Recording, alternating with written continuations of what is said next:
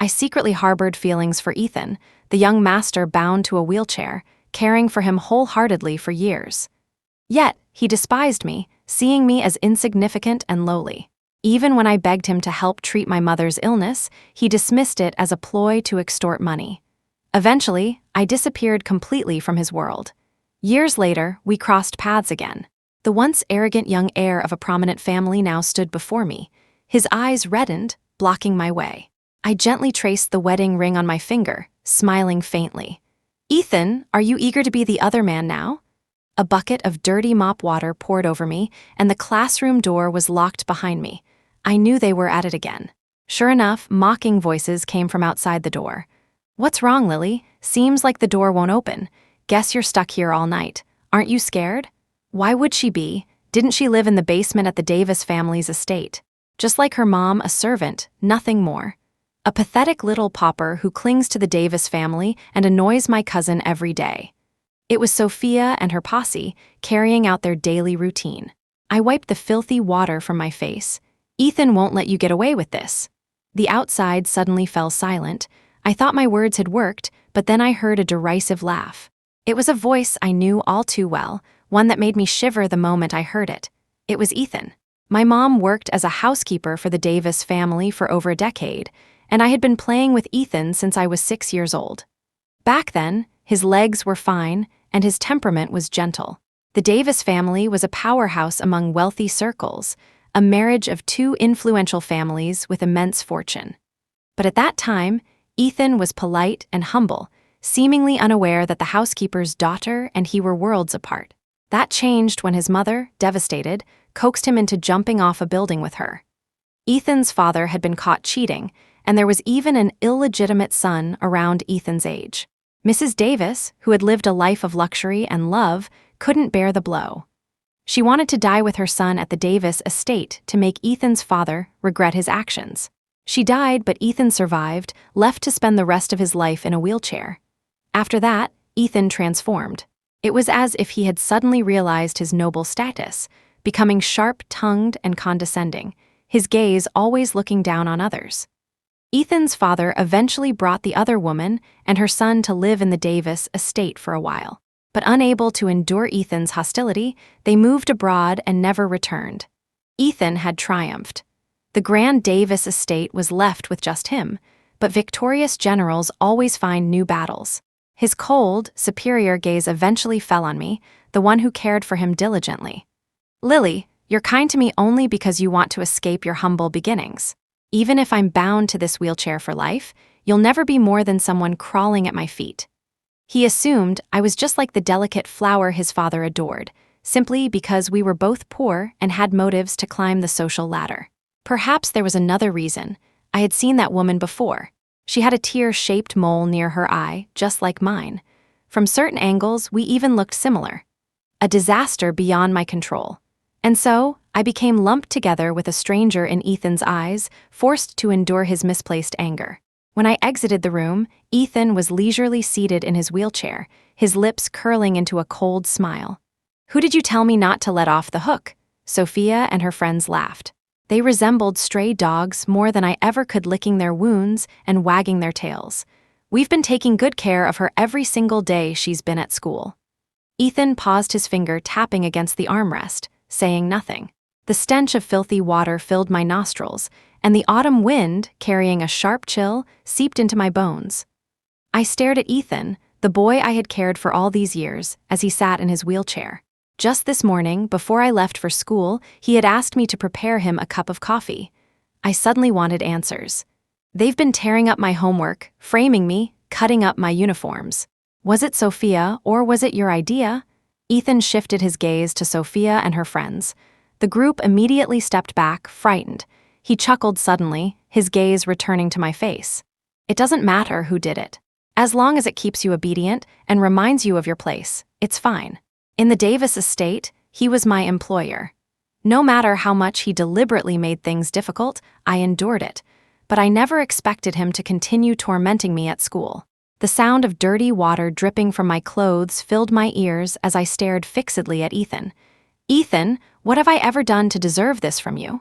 He stared at my face as though trying to suppress something. You were born lowly. To gain more, there's no telling what you'd do in the future. I had heard plenty of his insults at the Davis estate, but none as indirect as this.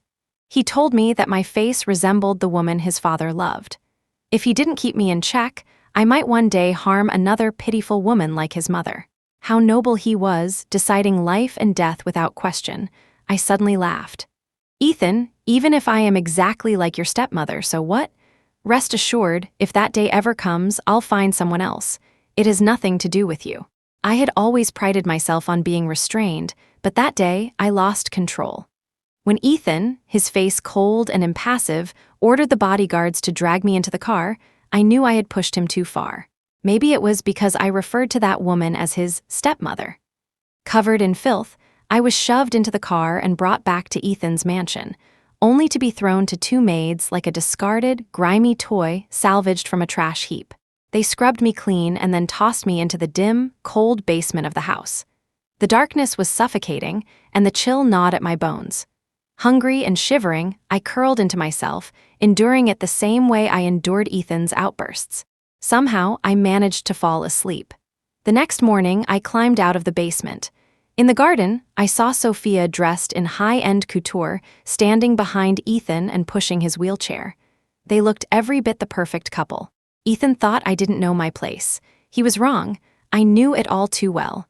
I liked him, always had, but I never said it out loud.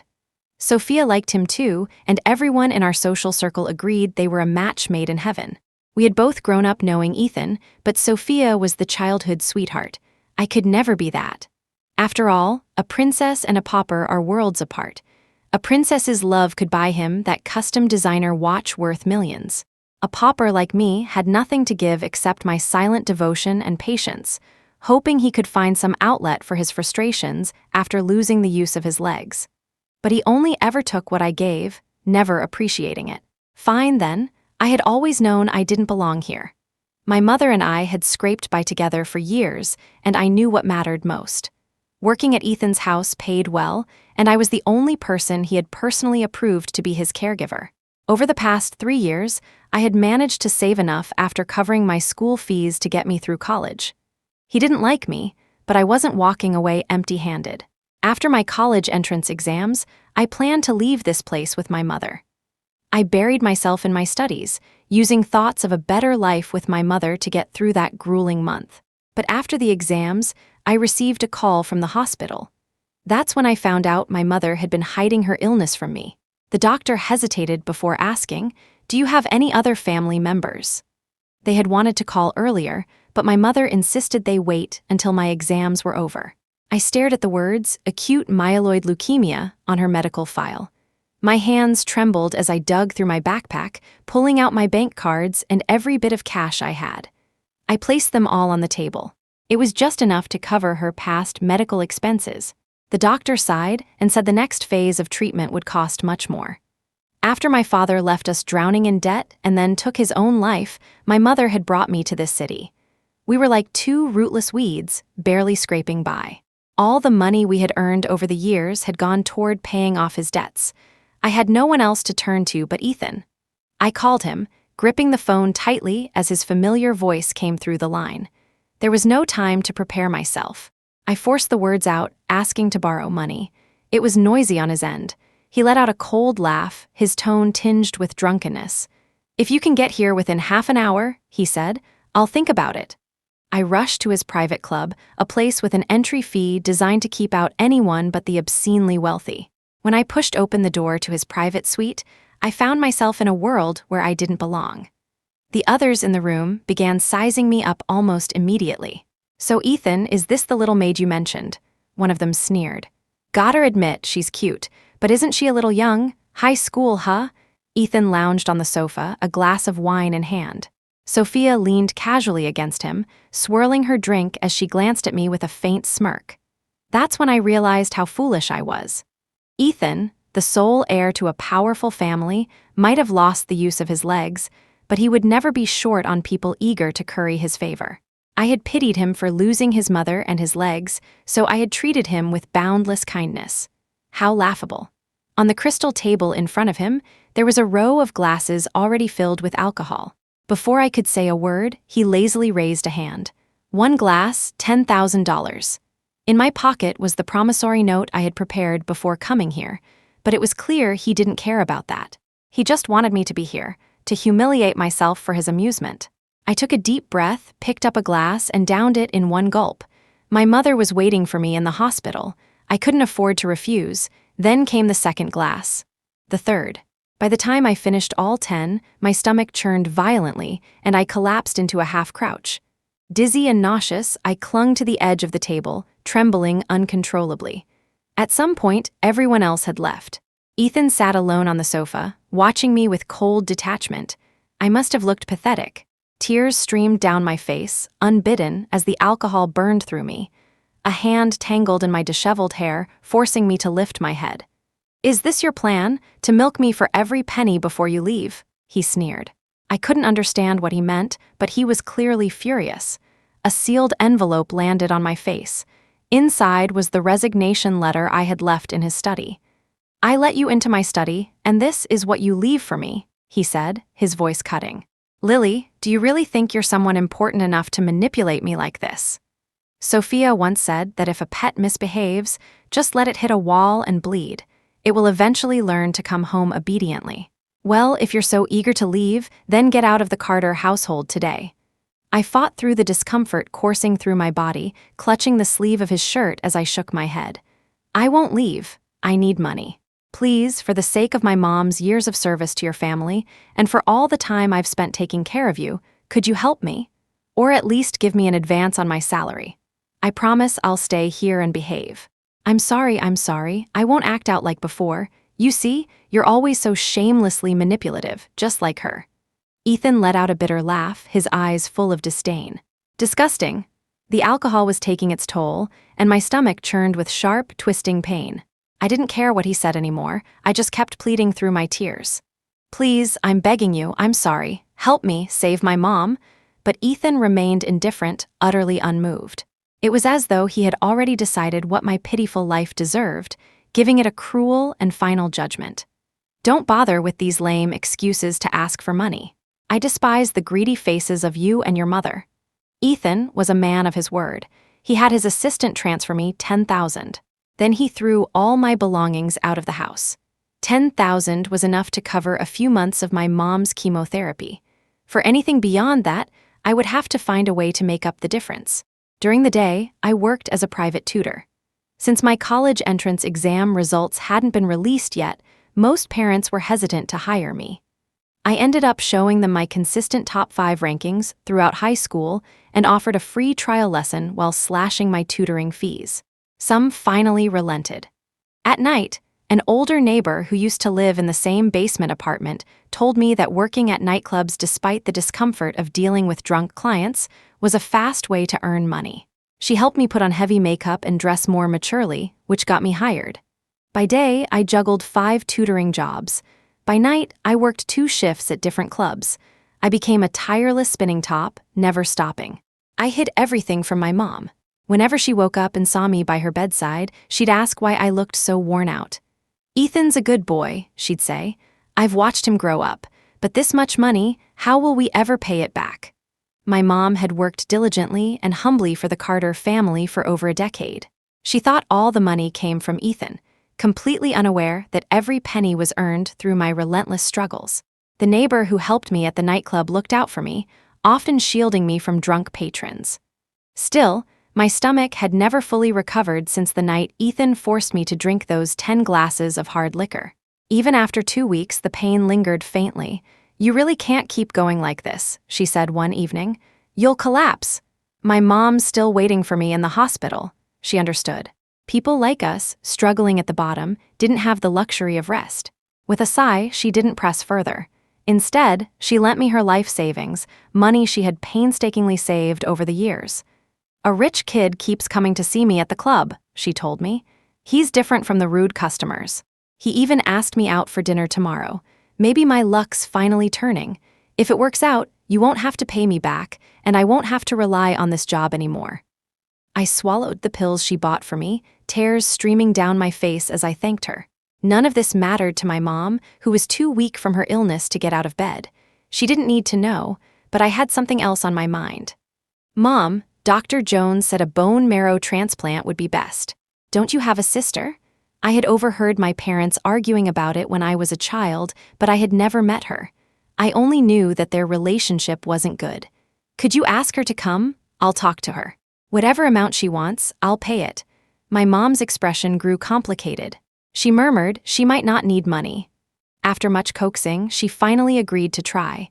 Before leaving, I overheard her on the phone, speaking in a low voice. "That's not what I meant. Please don't get upset." I didn't listen further. I had to rush to my next tutoring job. One family asked me to accompany their child to a 3-day summer camp because they were too busy to go themselves.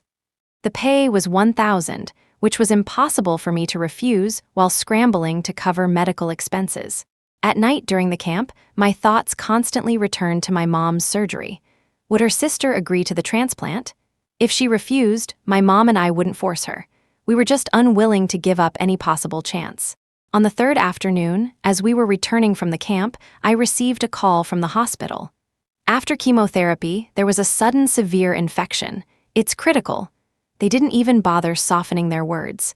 "Your mother didn't make it." For a moment, my mind went completely blank. It felt like my throat was stuffed with shards of broken glass.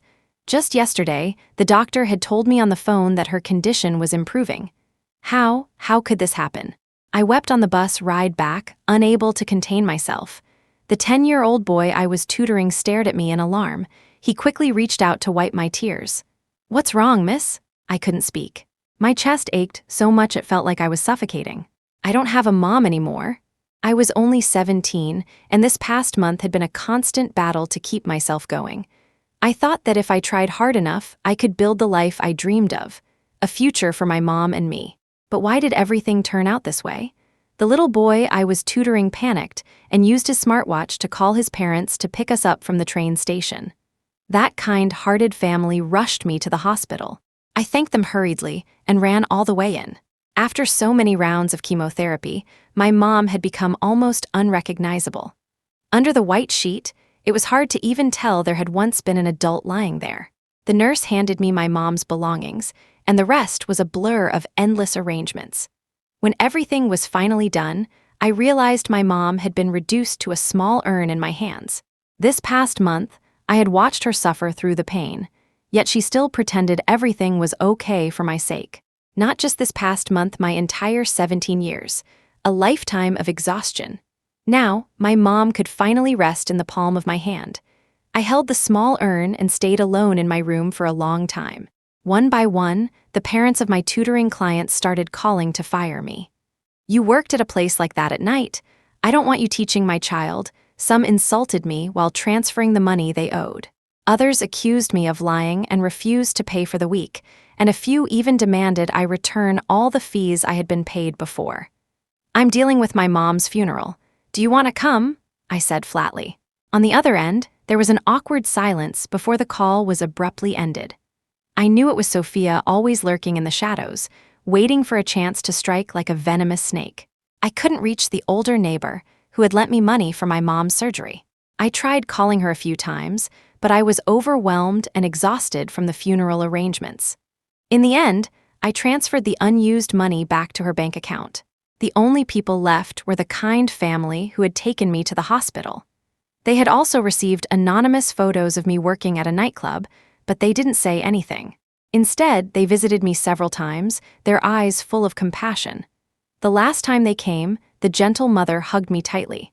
"Sweetheart, we're moving abroad soon." I thanked them from the bottom of my heart and wished them well. They exchanged a glance before the 10-year-old boy suddenly spoke up. "Come with us, big sister. Please." Just as I was about to leave, my phone rang. It was the number I had been desperately calling for the past month, the one that never picked up. I pressed answer, and Ethan's familiar cold voice came through. "How have you been this past month? Have you checked your scores? I know you're good enough. If you apply to the same college as me, I'll stay here. All you have to do is be more obedient than before, and I'll act like none of this ever happened." I had cried all my tears dry, but I couldn't stop myself from laughing. It started as a chuckle but quickly spiraled into something darker, more manic. Ethan was startled. "Lily, what the hell are you doing?" Say something, I did as he asked, my tone calm and steady. Idiot. It was the first time I had ever spoken to him like that. Lily, are you out of your mind? Do you have a death wish? Before he could unleash his fury, I continued speaking, my voice eerily composed. My mom endured her pain to write a few words for me every day. She left me several pages. Do you know, a few of those lines were about you. She said you were a sensitive child. She had watched you grow up and couldn't help but feel some attachment to you. But how on earth do you deserve to be someone she worried about in her final days? There was a crash on the other end, followed by Ethan's labored breathing. His voice was frantic. What are you talking about? Aunt Olivia was really sick. You weren't lying to me. What last moments? Tell me everything. I hung up, pulled out the SIM card, broke it in half, and tossed it away. Then, as the boarding announcement echoed through the station, I walked toward the people waiting for me in the distance. The next time I saw Ethan was 7 years later, at his engagement party with Sophia. Someone beside me offered me a handful of sunflower seeds and struck up a conversation. This engagement party isn't nearly as extravagant as the one last month for that new family who made it big in New York. I guess it's no surprise. Ethan's fiancée is from an old money family, but I hear he doesn't even care about his own engagement. I nodded in agreement. Then again, the Lynn family has always been low profile. Other than promoting Sophia as some kind of top socialite, they never like drawing attention. I smiled faintly but said nothing. Noticing the one-sidedness of the conversation, the woman finally turned her attention to me. Which side are you with? The groom's? She looked surprised. I thought only a few elders from the groom's side were here. I smiled lightly. I guess you could say I count as one of his elders. After that, I didn't say much, because Ethan suddenly turned and looked directly at me from the stage. Just as I had heard, his leg had healed. Standing beside Sophia, they still looked as perfectly matched as they had 7 years ago, every time I saw them together at the Shen family home. I raised my glass in his direction, calm and poised, silently mouthing 2 words. Congratulations. Happy engagement, Ethan. I hope your happiness lasts a little longer this time. As expected, after the engagement party ended, Ethan blocked my way. The dim lighting in the hotel hallway cast shadows over his face, making the hollows under his eyes appear even darker.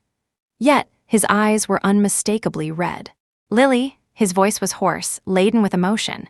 The faint scent of alcohol wafted over, brushing against my cheek. I frowned slightly and took half a step back. Long time no see, Ethan. My voice was calm, even tinged with a subtle aloofness that hinted I had no interest in reconnecting with an old acquaintance. But he didn't seem to notice.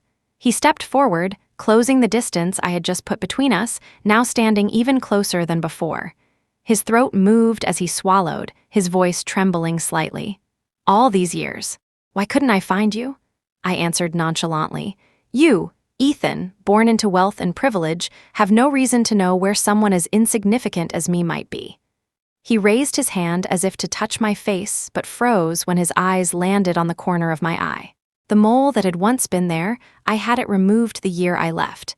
It was as though he'd been jolted by some buried memory. His hand trembled and fell back to his side.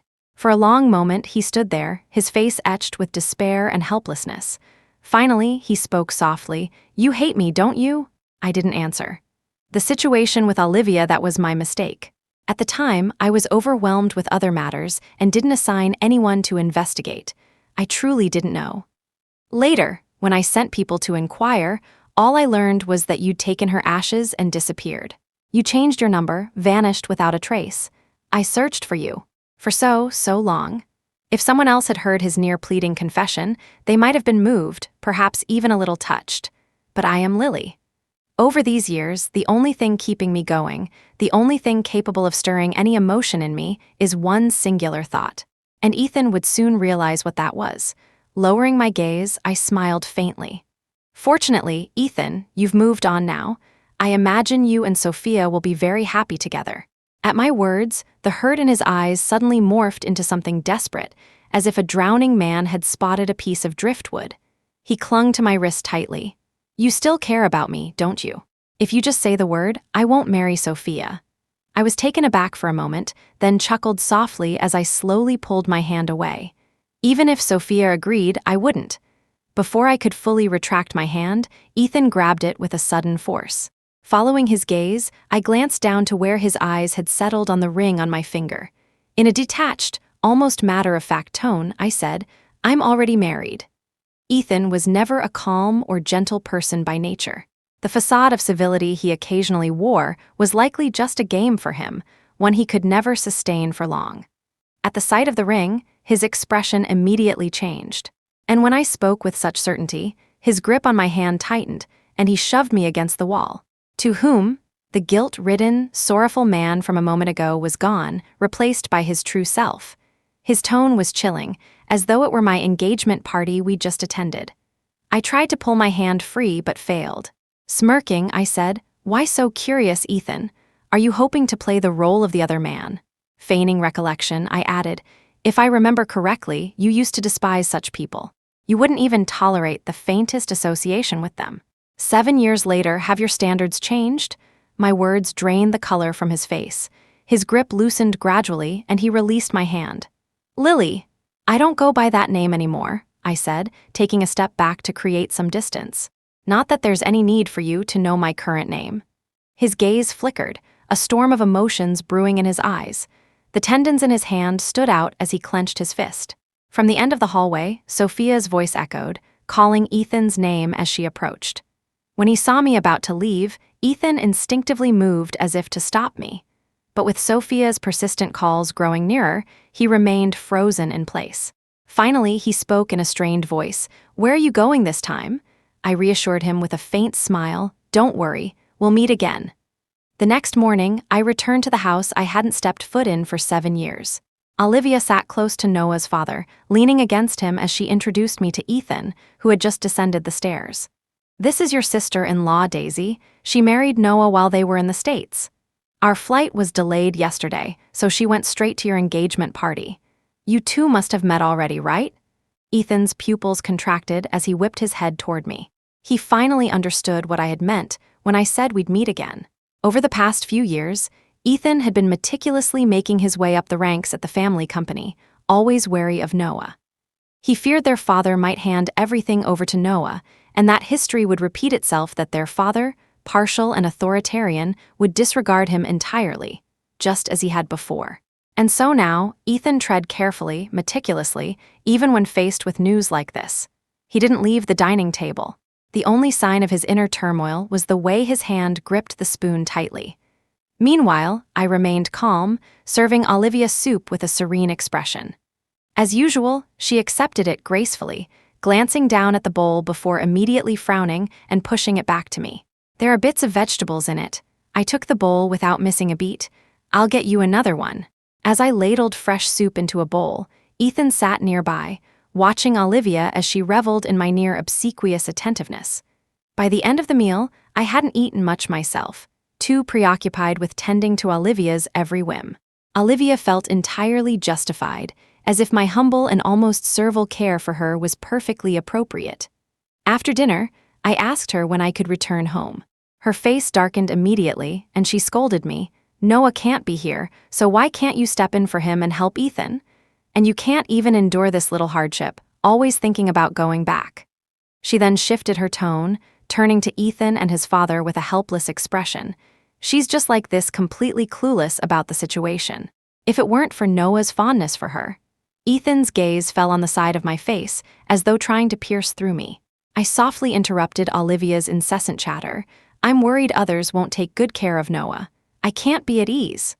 Olivia finally fell silent, and the blame in her eyes disappeared. Ethan's father took her hand and patted it gently, saying, "She's just overwhelmed with concern. Don't you miss Noah?" Olivia's emotions were stirred, and she buried her face in Ethan's father's shoulder, crying while he comforted her and led her away. Left alone at the dining table with Ethan, he broke the silence with a sneer. "So, you married a worthless man." Then, without warning, he swept his plate and cutlery off the table, storming toward me in a few steps, gripping my hand tightly. "How dare you? You knew full well how much I hate that mother and son." "Is that so? You didn't seem to show it during dinner just now." Ethan immediately fell silent, realizing the sarcasm in my words. But I had merely stated the truth, that he had silently catered to the people who had caused his mother's death. He rubbed his temple in anguish. I had no choice. I looked him straight in the eye. That's where we're different. I would never make laughable excuses to forgive others for my own benefit. Retribution must be served an eye for an eye, a tooth for a tooth. Being Olivia's servant, and Noah, your married life, must involve cleaning up after a man in a vegetative state, doesn't it? The tension hung in the air as I countered. He's my husband, my love, and I cherish it. Ethan stared at me for a long time before suddenly laughing. Lily, do you know why I hate you? Is it simply because I resemble Olivia, and that's why you treated me this way? You don't know, do you? You're the daughter Olivia abandoned right after giving birth. The long-buried secret finally surfaced, as Ethan spoke with a near sense of liberation, watching my reaction closely. He was curious, just as he had been in the past, about how I would respond to such manipulation, curious about my reaction to learning the truth about my connection to Noah. But I met his gaze calmly. I already knew. The malicious anticipation in his eyes turned to shock and confusion. I continued, I found out after the wedding, but then Noah had his accident. Mr. Ethan, perhaps you don't understand. Truly loving someone means you can't bear to abandon them. No matter who they are or what their identity is, I can wait for him to wake up.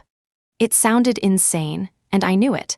Anyone learning that their husband was their half-brother would never hold on like I did. But without doing so, how would Ethan ever understand how deeply I love Noah? And how could he ever outmatch my madness? Ethan stared at me for a long time, muttering "good" twice through clenched teeth before storming out in rage. Shortly after, I received a call from Daisy. Is it time to pull the net? Watching Ethan's retreating figure, I replied, almost. Olivia then asked me to accompany her on a shopping trip. She invited Sophia to join us. The two of them behaved like a mother and daughter the entire time. Sophia, the renowned socialite of the city, had a knack for pleasing everyone she met. Olivia was utterly charmed by her, frequently turning to talk about me, who was trailing behind them with countless shopping bags in hand. She and Noah were college classmates. Noah always liked her and chased her for years. I don't know what she was holding out for. If only she had agreed earlier, Noah wouldn't have gotten into an accident. Can you believe that? I had to threaten her parents to make her marry him after my son's incident. A complete jinx, if it weren't for her ability to take care of people and her meek demeanor that aligns with my taste, she wouldn't even be worthy of this fortune. Sophia glanced at me meaningfully. She reminds me of someone I once saw working as a housemaid. Olivia dismissed her remark, saying, maybe she looks like her. Her parents live abroad, and while they're no match for the Ethan family, they have some money. No way they'd stoop to being housemaids. Sophia didn't pursue the topic further and changed the subject. After finishing the shopping trip and sending Olivia off, Sophia invited me out. She chose the same club where I once earned $10,000 by drinking in one of its private rooms. This club had originally been Ethan's property, but he had gifted it to Sophia as an engagement present. In her own space, Sophia didn't bother to maintain her usual poised demeanor. She reclined on the sofa, surrounded by several men. The scene was eerily familiar. I had seen the same thing back in high school. At the time, Ethan wouldn't stop belittling me, saying I could never match even an ounce of Sophia's elegance and grace.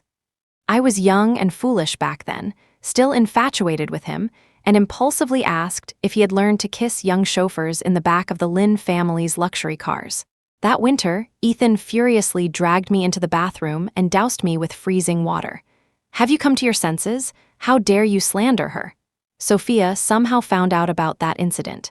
That afternoon, when I went to school with a fever, I was cornered in an alley by Sophia and her group.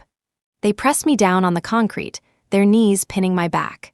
They tore open my shirt and stabbed a fountain pen into my shoulder, twisting it cruelly into my skin. Red blood mixed with blue ink. Later, the wound became infected, leaving a deep scar that remains to this day. I don't believe Sophia didn't know about any of this. At this moment, she was lying in a man's arms, taking a glass of wine from him as her gaze shifted to me. Lily, did you really think I wouldn't recognize you just because that mole is gone?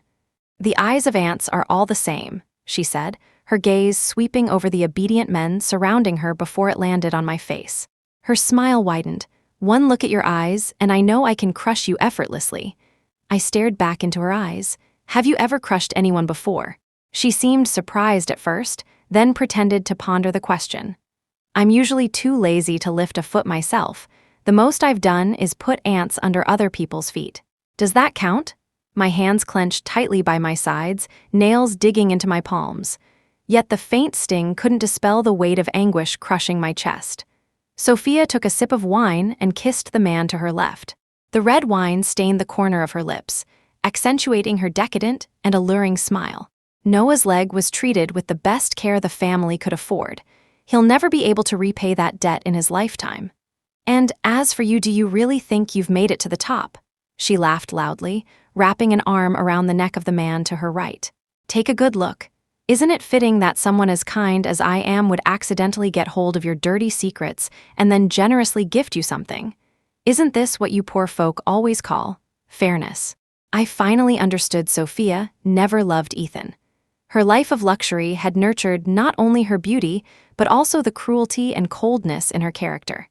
She basked in the applause and admiration from her high pedestal. When she grew bored, she would reach down to toy with the scraps beneath her feet.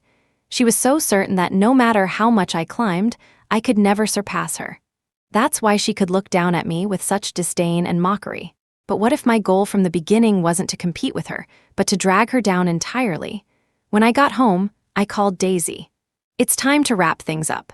The next day, at the breakfast table in Ethan's family mansion, Olivia casually suggested that I join her on a reality show about mothers and daughters-in-law. Olivia had entered the entertainment industry after moving abroad. Ethan's father had invested in several high-profile films for her, catapulting her to international stardom. Now that Ethan's father had reconciled with him, he wanted to spend more time back in the country. Naturally, Olivia was looking for the perfect opportunity to boost her visibility. I originally thought about bringing Sophia, she said, but she's a proper lady. How could she possibly serve me? She's not like you. Sometimes I wonder if you were born to serve others or if someone trained you. Whoever it was, Noah and I are certainly reaping the benefits of their hard work. I smiled faintly and agreed. Across from me, Ethan suddenly shattered a glass against the table. Ethan's father frowned. What's the matter? Ethan stayed silent, forcing his father to summon someone to clean up the mess. Noah's arrangements are all set, Ethan's father announced. A private jet will escort him, so there's no room for error. This caused Olivia to smile more brightly as she turned to me with a look of dissatisfaction. Why are you just sitting there? Your husband's coming back. Aren't you excited to take care of him? I realized then that Ethan's father had used this arrangement to appease Olivia that day. I forced a small smile. That's wonderful news. Ethan remained silent throughout. After dinner, he cornered me at the second-floor landing, his expression unreadable. Lily, how much longer are you going to live like this? Don't you have any self-respect? Self-respect won't stop Olivia from going after my parents, will it? Ethan had no response. He could never truly understand what I was going through. File for divorce, he said after a pause. I'm about to gain full control from my father anyway. Congratulations, but I won't be divorcing you. My husband needs me. I'd barely taken 2 steps before Ethan twisted my arm behind me and pinned me against the staircase railing. If he moved just a little further, Olivia in the living room below would catch us in this compromising position. Lily, he sighed, his eyes darkening with a hint of madness. Don't push me. He slipped a hotel key card into my hand, one from a hotel under his family's brand. You don't have to come, he whispered. But if you don't, I'll make sure Olivia finds out everything about you and me. You love Noah so much, don't you? Guess what if that happens? Do you think you'll still be able to take care of him? Lily, why can't we help each other out? I was trembling with rage, clutching the key card so tightly it left marks on my palm. Ethan leaned closer to my ear. 10 o'clock tonight. Don't be late. He seemed pleased with himself as he walked away, even taking the time to adjust my collar with deliberate, intimate arrogance. Back in my room, I pulled out my phone and made a call. 10 o'clock tonight. You only get one shot at this. Think carefully before you answer. Before the official filming of the reality show, there was a live-streamed prelude. Olivia looked immaculate as always, and several of her fans were present on set. True to her nature, she couldn't help but order me around, making me fetch and carry for her. Her fans showered me with praise, calling me dutiful and respectful. Olivia, on the other hand, spoke softly and sweetly the entire time. the picture of harmony. After the initial impressions, there was a 10-minute intermission. Lily and I were assigned to the same break room. The corner security camera was still rolling when Olivia started berating me without hesitation. "Why did you hand me cold water earlier? Are you deliberately trying to embarrass me in front of the cameras, making me drink something like that in this weather, with nowhere to vent my anger?" That's all the staff provided. "The weather is so hot. How many excuses are you going to give me for every word I say? Can't you prepare properly before stepping out? You can't even serve people properly. How did you manage to marry into the Hayes family?" At that point, I suddenly looked up and stared at her. "You don't know how I married into this family. You threatened my parents' business, forced me to give up my education, and made me marry a man in a vegetative state, becoming your servant and taking care of you and your son. Isn't that exactly how you, Olivia Hayes, operate?" She was so used to my submissiveness that she couldn't imagine me questioning her like this. Instantly, she became furious. "You ungrateful wretch, you deserve every bit of this, who asked my son to pursue you for years only for you to refuse him. He's the eldest son of the Hayes family. You should be thrilled to worship at his feet," I deliberately retorted. "Ethan Hayes is the eldest son. He's nothing. Noah was born 2 months earlier. Hayes just kept it hidden from the public." By now, the live stream comments must have been buzzing, so I added fuel to the fire. "So, you went to Mrs. Hayes back then and told her about this, didn't you? You provoked her so much that she jumped off the roof that very day." "That woman was weak. Her death is none of my business." Seeing her gradually losing control, I closed my eyes briefly and finally asked the question that had been haunting me. "What about Claire Hayes? How did she die?" The moment she heard that name, Olivia visibly panicked. She turned to me, shocked, and screamed, "Who are you?" I walked toward her slowly. "Claire Hayes, your biological sister. Years ago, she was accepted into college, but you failed your exams. You convinced your parents to let you take her place, claiming that she wasn't smart enough to thrive in college anyway. Later, you got pregnant while still in college, abandoned the baby with your sister in the countryside, and she raised the child as her own. This drove a wedge between you two, and you severed all ties. Years later, when she fell ill, she asked you to help with a bone marrow match. She begged you, reminding you of how she let you take her place in college. She said her daughter was struggling, and she desperately wanted to live. But you saw her plea as a threat, thinking that her knowledge of your past and the abandoned daughter would eventually ruin you. In her hospital room, shortly after she underwent chemotherapy, you found a way to cause a fatal infection. By the time I finished, my voice was trembling uncontrollably. Back then, I was so busy cobbling together money for my mother's medical bills that I couldn't stay by her side. Instead, I installed a second-hand camera in the corner of her room, thinking I could watch her when I couldn't be there myself. I accidentally recorded Olivia visiting her that day. When I was arranging my mom's funeral, the camera broke. It wasn't until years later, after I had moved abroad, that I managed to recover the footage. Under my relentless questioning, Olivia collapsed to the floor, her face pale and devoid of any color. You're, I crouched down and spoke to her ruthlessly and directly. "I'm the daughter you abandoned, the one you threatened into marrying your own son." Olivia's eyes widened in terror, unable to speak for a moment. "Well, isn't this fate? You forced this connection yourself. I wonder, will you ever face the consequences for what you've done?" Some viewers in the live stream promptly called the police. When Olivia was escorted out, she let out guttural screams like a wild animal. She couldn't bear to look at me and kept muttering Noah's name. Before she was placed in the squad car, I leaned close to her ear. "Mom!" Since marrying Noah, I had always addressed her this way. She had grown accustomed to it. But now she found it excruciating to hear, her face streaked with tears, shaking her head in rage. "You're a curse. You married into this family. Just for this, you never cared about Noah. I should have killed you back, then instead of leaving you with Claire." I didn't get angry. I simply tried to prove myself to her. "Have you not seen how I treat him? Mom, I love him very much. I'm going to see him now." Her face contorted with fury and despair. She feared that I truly loved Noah and simultaneously feared that I would hurt him out of revenge. The more agitated she became, the less she could speak.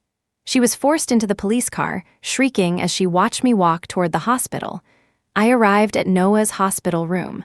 He lay on the bed, his body attached to various tubes, looking exactly as he had every day since our marriage. I gently patted his pale, lifeless face and whispered, "You really are quite charming like this." After graduating abroad, I transferred to a new university, and that's where I met Noah Hayes. Unlike Ethan, Noah's parents were always around, showering him with affection. He lived flamboyantly, driving flashy limited edition sports cars and parading around with different girlfriends. He treated dating like collecting stamps, switching girls one after another until one day, his eyes fell on me. I spent a long time researching the things my mom mentioned in her notebook. Before Noah's high-profile pursuit of me, I already knew his identity. I decided to use him as my stepping stone to climb higher. My goal was to bring judgment to those who had committed sins. Initially, Noah was merely a tool for me. I didn't harbor any hatred toward him. Until I saw the bracelet belonging to my neighbor, Olivia, in Noah's collection box. It was woven from cheap colored threads, costing 50 cents a handful clumsy handiwork. Deep inside the bracelet was a wooden bead with Olivia's initials carved on it. I was the one who had personally etched it. "Do you know Olivia?" Noah asked casually, wrapping his arm around me. "I don't know her," I replied, dodging his attempt to kiss me and responding nonchalantly. "Olivia went missing. During that time, she had lent all her savings to the wealthy heir I was in contact with Noah. I hired a private investigator and found out that Noah had returned to the country during that period. Not long after, he hurriedly left, seemingly after some incident. His father reprimanded him harshly, and for a while, Noah stopped mingling with others. The findings confirmed my suspicions, making it impossible for me to tolerate him even as a stepping stone. Unless it was the harmless and seemingly innocent version of him after the car accident that I might accept. As your wife, after I've passed judgment, I'll allow you to spend the rest of your life repaying for your sins. My recorded evidence, along with the testimony of nurses who worked at the hospital back then, led to Olivia being swiftly detained on charges of intentional homicide. Noah's father had a major crisis in his overseas company and flew back overnight yesterday. It was said he was so overwhelmed that he collapsed, leaving him unable to deal with Olivia's case. The foreign collaborators called me to ask how much longer I needed. I told them, the longer, the better. Ideally, everything would be exposed to the public, leaving no room for cover-ups. By the time Ethan found out about these events, it was too late. He had spent the night at a hotel with Sophia, who entered the room using a key card. The next morning, Sophia caught him red-handed. However, the main actress wasn't me, much to Sophia's disappointment. She had orchestrated the scene to shock her siblings, but when she entered the room with a camera, she found her cousin and her fiancé in bed together instead. Those who fancy themselves as noble creators tend to despise stupidity the most. The carefully staged scene was ruined, and Sophia lost control instantly. The two began to fight, leading to a complete fallout. Sophia seemed to think she had secured Ethan and rushed to take her cousin's place. She posted compromising photos of Sophia online, which tarnished Sophia's long-standing image as a socialite. In retaliation, Sophia released several videos of her cousin bullying classmates, specifically highlighting the person who suffered the longest, me, who had just finished a live broadcast exposing the truth behind my mother's murder. This act completely ruined Sophia's budding career in the entertainment industry. The man at the center of their rivalry, Ethan, was furious and incredulous after seeing Sophia's private photos exposed online. He immediately called the family to cancel the engagement. Already on the verge of collapse due to public scrutiny, Sophia snapped when she heard Ethan's decision. She had someone break his leg in retaliation. "Useless cripple, do you really think you're something special? You have no talent, no ability. Your company shares were built by my brother, and your leg was healed by my other brother. Even handouts to beggars bring a little gratitude, yet you won't even agree to a marriage." Ethan cradled his bloodied leg, shaking his head in despair. "How could you be like this?" "Like what? Do you expect me to care for you like Lily used to? She might be into disability fetishism, but I'm not." When Ethan was sent to the hospital, I happened to pass by after visiting Noah's room. As we crossed paths, Ethan grabbed my hand from the stretcher. "I'm sorry," he said. I looked at him indifferently, pulled my sleeve free, and walked away. I returned to the small island I had bought with years of savings. The island was abundant with sunshine and greenery, resembling a utopia. I brought my mother's ashes here and built a small grave at the spot with the best view of the sunset. She would have loved it. While watching the sunset on the beach, a girl would often emerge from the island's rehabilitation center and slowly approach me little by little. Eventually, she boldly came closer, cupped my face, squinted at the sunset, and then turned to confirm. "Daisy," she called out hesitantly. My eyes stung, but I answered, "Yes, I'm Daisy." But she couldn't hear my voice, nor was she waiting for my response. She ran off to play in the sand again. I had found Olivia in a poorly equipped rehabilitation center. Her ears had been beaten deaf, and she was so malnourished that she was skin and bones, unable to recognize people. I brought her out of there. The doctors said she had suffered both physical and psychological abuse. Her hearing was beyond recovery, and her mental state was severely impacted. On the island, I built her a miniature rehabilitation center and came to the beach every day to wait with her. From initially being hostile and defensive, attacking anyone who came near her, Olivia now actively approached me and called out my name. On the day Noah passed away in the hospital, Olivia pulled me to watch ants moving in the bushes. "Bring lots and lots of money for Daisy. Daisy needs it to pay for her mom's medical treatment, and then I can play with her." "I'm so scared. Where did Daisy go?" She often spoke disjointedly, her words trailing off before she would suddenly hide on the floor in panic. From her fragmented sentences, I had pieced together the horrors she had endured. Holding her close, my heart ached uncontrollably for her. Ethan and my adoptive parents would often visit me on the island, and I encouraged them to treat the place like their vacation haven.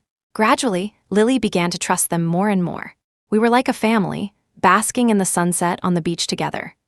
Ethan remarked that the scene reminded him of the first day of summer camp we attended together. It had been just as breathtaking. I asked him if he still had the photos he took with his smartwatch back then. To my surprise, he suddenly got inexplicably angry. "What smartwatch? That was years ago. I'm 18 now, He glanced at our parents, who were reclining on the other lounge chairs with their eyes closed, then quickly shifted his gaze away from me before murmuring under his breath, "I'm old enough to start dating now." "Go ahead, date lots, date quickly," I replied, unwilling to argue with a kid. The signal on this island was weak, and I had no desire to pry into what was happening beyond its borders. Noah brought me news from the outside world. After Noah's death, Ethan ended up in a wheelchair again. Sophia had gone too far, leaving him unable to stand for the rest of his life. Ethan's father tried every means to get Olivia out of trouble, but the case triggered by the live streaming accident was too impactful, leaving him with no options. The company's stock hit new lows daily, far from its former glory.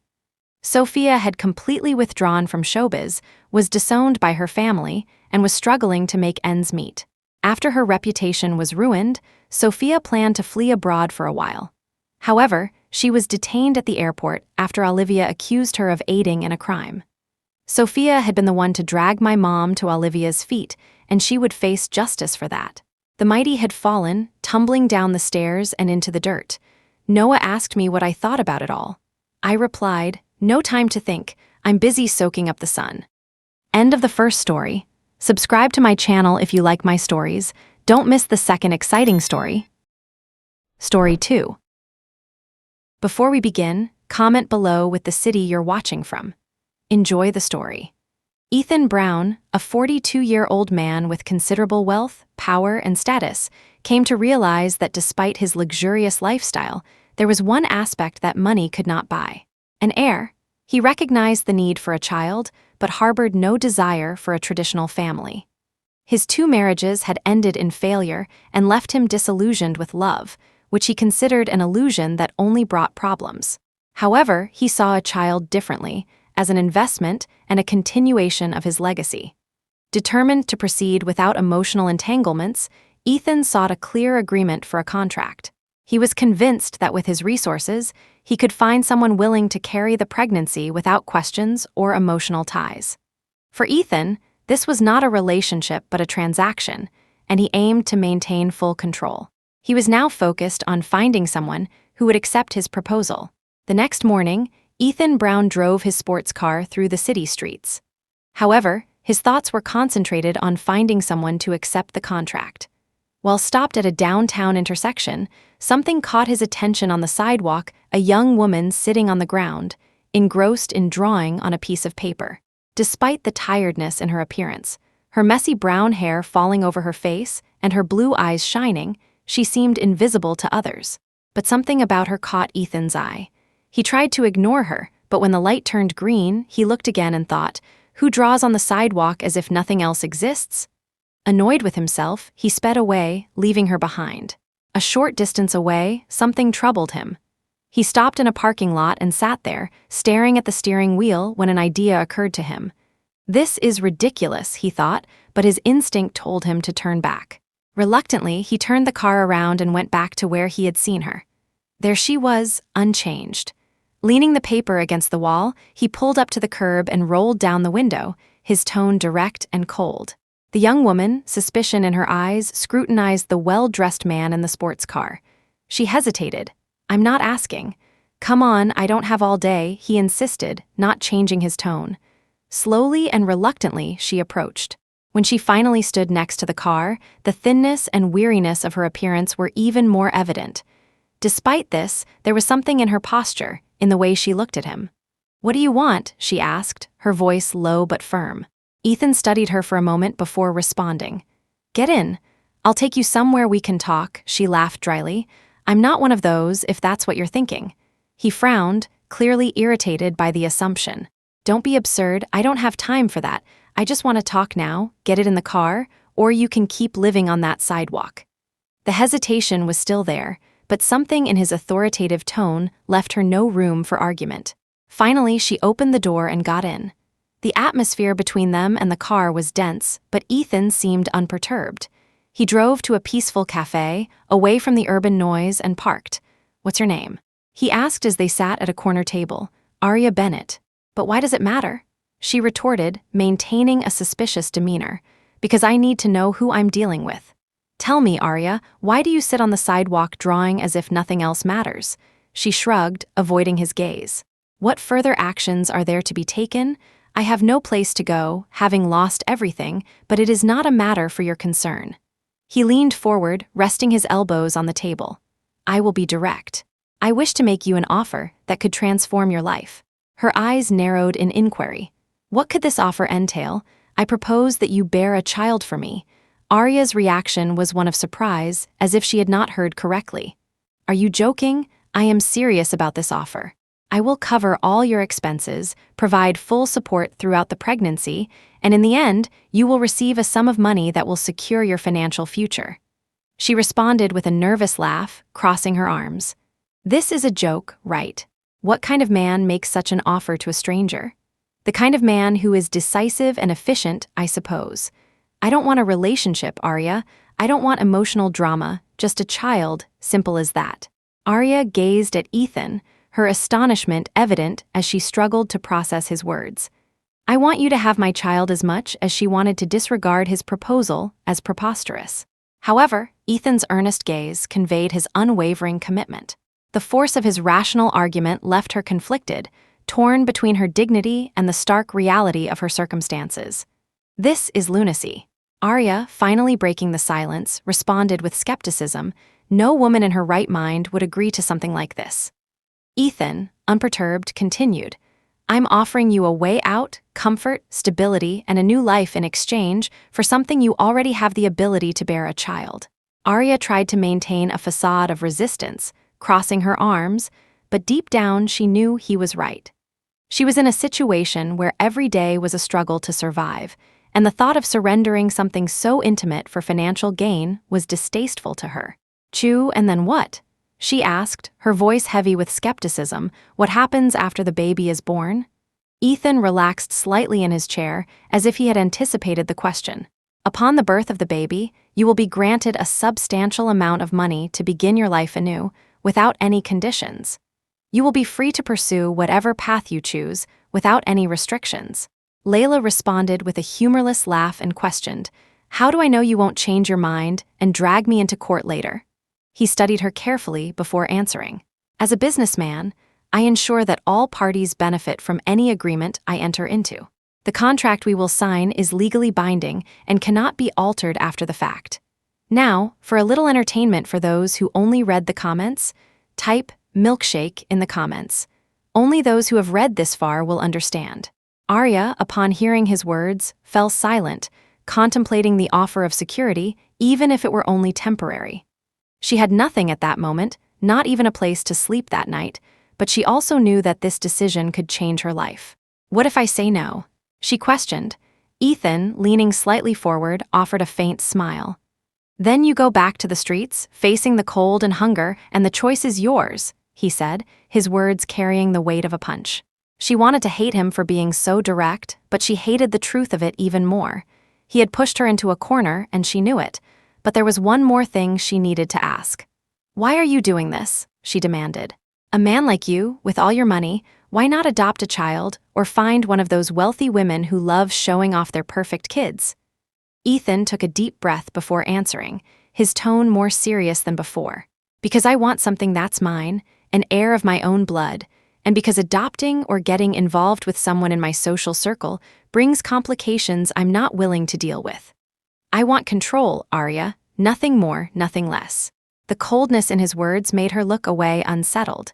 She knew he was being honest, which only made her feel more vulnerable. I need time to think, she said, finally trying to regain some control over the situation. Ethan nodded, as if he had expected this response. You have 24 hours after that, don't bother contacting me. He stood up and walked toward the door without another word. Arya watched him disappear, feeling as though she was being pulled into a whirlpool from which she might never escape. Arya's thoughts were tumultuous as she strolled through the streets, Ethan's words replaying in her mind. Comfort, stability, a new life. She was acutely aware of what it meant to possess nothing. The harsh night air burned her skin, a poignant reminder of the relentless struggles to come striving for sustenance, living in constant fear, and enduring the indignity of being unnoticed by the world. Sitting on a park bench and gazing at the overcast sky, she contemplated her mother's words. Opportunities only present themselves once, leaving it up to the individual to decide whether to take them or let them pass. However, the question lingered, at what cost? Having a child, even as part of a plan, was a significant decision. What if it was her sole opportunity to break free from the relentless cycle of sorrow? Ethan, for his part, sat in his living room, carefully reviewing a contract that his lawyers had prepared with meticulousness. Although he disliked waiting, he understood that Layla had limited options. Nonetheless, he had already assessed the risks. If she declined, he would simply proceed to someone else, considering it a straightforward matter. The sound of the intercom interrupted his thoughts. He picked up, hearing his receptionist's voice inform him that Arya had arrived. Send her up, he replied, his tone neutral. Shortly, the door opened and Arya entered. Despite her tired eyes, her determination was evident. I accept, she stated firmly. Before Ethan could respond, he stood up, closely observing her. Her expression was devoid of hesitation, conveying a firm decision. Excellent, let us make this official. He gestured for her to sit as he picked up the contract from the table. Arya examined the document, scrutinizing the terms closely. The conditions were straightforward. She would receive comprehensive support throughout her pregnancy, with all expenses covered, and upon completion, a substantial sum to commence her new life. In exchange, she would relinquish all rights to the child. This seems final, she commented as she read. That's exactly what I want, Ethan responded, hoping it aligns with her desires. After a moment's consideration, Arya took a deep breath and with a swift motion, signed her name, thereby sealing the agreement that would irrevocably alter their lives. The contract signing did more than conclude a transaction. It signified a pivotal transition in Arya Bennett's life. That very day, she was escorted by Stephanie Ethan's assistant to a black sedan that was waiting at the entrance to the building. As she gazed out the car window, the city, which had previously seemed daunting, now presented an opportunity for a fresh start. Arya was mostly silent during the ride to Ethan's mansion, but Stephanie attempted to alleviate the tension. You'll like the place, she assured Arya. It's quiet, spacious, and most importantly, comfortable. The warm, welcoming tone was a stark contrast to the chilly atmosphere of the contract she had just signed. Arya merely nodded, still coming to terms with everything that had transpired in the last few hours. As the car approached the mansion, her eyes grew wide. The impressive iron gate opened, disclosing a property encircled by meticulously maintained gardens. At the heart of the estate was a grand marble and glass mansion, exuding an air of cold calculation, much like its owner. Stephanie ushered her inside, and Leela couldn't take in the lavish details in time. The crystal chandeliers, expansive marble staircases, and furniture straight out of a design magazine made her uneasy. This wasn't her world, but for the time being, it would be her new reality. Stephanie, smiling, showed Arya to her room, which was one of the best suites in the house. The room featured a large bed with linen sheets, floor-to-ceiling windows, and a bathroom more expansive than any apartment she had previously lived in. "If you need anything, just call me," Stephanie said. "We're here to take care of you," before leaving her alone. Arya sat on the edge of the bed, running her hands over the soft fabric of the sheets. It was strange. Until yesterday, she had been sleeping on cold sidewalks, and now she was surrounded by luxury. But as comfortable as it was, there was still something heavy in the air. She knew she wasn't a guest. She was part of a business deal. In the days that followed, Lela endeavored to acclimate to the new routine. Meals were served promptly, and a team of doctors was hired to conduct initial exams. As anticipated, Ethan maintained a distance, concentrating on his work and making only occasional appearances around the house to review the report Stephanie provided on Lela's condition. During one of those infrequent encounters in the hallway, Arya was leaving a medical appointment when she noticed Ethan approaching her with his characteristic upright posture and solemn expression. "Are you okay?" he inquired, his concern seeming more perfunctory than genuine. Arya paused before responding. "Everything is as expected, I suppose." He acknowledged her response with a nod, and without further conversation, he walked away, giving her one last meaningful look before departing. "If you need anything," he asked, "I wish you well-being." The sincerity of his statement was ambiguous to her, leaving her to ponder whether it was an act of genuine kindness or a strategic move to ensure the agreement proceeded smoothly. Regardless, the encounter left a lasting impression on her mind. Despite being treated with the utmost respect, Arya couldn't ignore the growing dilemmas she faced. During a silent night, she made her way to the balcony of her room and gazed at the moonlit garden below. The atmosphere was unnaturally serene, far removed from the reality she was familiar with. As she huddled against the biting wind, the notion of carrying a child and then relinquishing it grew more complex by the moment. Despite the contract's clarity regarding her lack of rights to the child, she was unsure how she would cope emotionally with the situation. From a distance, Ethan observed everything. He acknowledged Arya's resilience, but also noted the substantial emotional burden she carried. Despite his reserved demeanor, he felt a subtle sense of curiosity about her. Who is this woman who accepted an extraordinary proposal, and why can't he entirely dismiss the feeling that she might be more than just a pawn in a plan? One evening, as Arya perused a book from the shelf in the living room, she was not particularly fond of classic literature. However, there was something soothing about the peacefulness of the house and the musty smell of old books. Ethan entered the room, startling her. He appeared preoccupied, holding a folder of documents. "I didn't expect to find you here," he said, stopping in the middle of the room. "I didn't expect you to talk to me," she replied with a sarcastic smile. He frowned but did not immediately respond. Instead, he placed the folder on the table and sat down in a nearby armchair. "Are you settling in?" he asked, crossing his arms. "I think so," she answered hesitantly, "but it still feels strange." "It doesn't seem real." Ethan leaned forward slightly. "It doesn't have to feel strange. This is a contract, Arya, an agreement. I assure you, everything will be executed precisely as planned. That's what you do, isn't it?" she said with a touch of defiance. "Plan everything, calculate everything, and leave no room for errors." He scrutinized her, deciding whether the discussion was worth pursuing. "That's how I've built everything I have. Planning averts failure," he concluded. Arya responded with a brief laugh, shaking her head. Occasionally, failure is an inevitable part of life. Despite meticulous planning, one cannot always predict their emotions. Ethan's words struck him like a blow, causing him to lean back in his chair without responding. Arya observed his reaction, but chose not to press further. She simply picked up a book from the shelf and made her way to her room, leaving Ethan to ponder alone. Days passed, and Arya Bennett started to adapt to her new life in Ethan Brown's grand mansion. Despite the luxurious and comfortable surroundings, she couldn't overcome the feeling of not belonging. The expensive furniture and ornamental objects seemed to convey that this wasn't her place. Nevertheless, she adhered to the established routine, which included regular medical appointments and meals prepared by chefs. Yet she couldn't help but feel emotionally unsettled. At night, in the solitude of her room, she reflected on the life she had left behind. Although it was minimal, it was all she had ever known. Now, everything seemed chaotic. The thought of carrying a child and then surrendering it was overwhelming.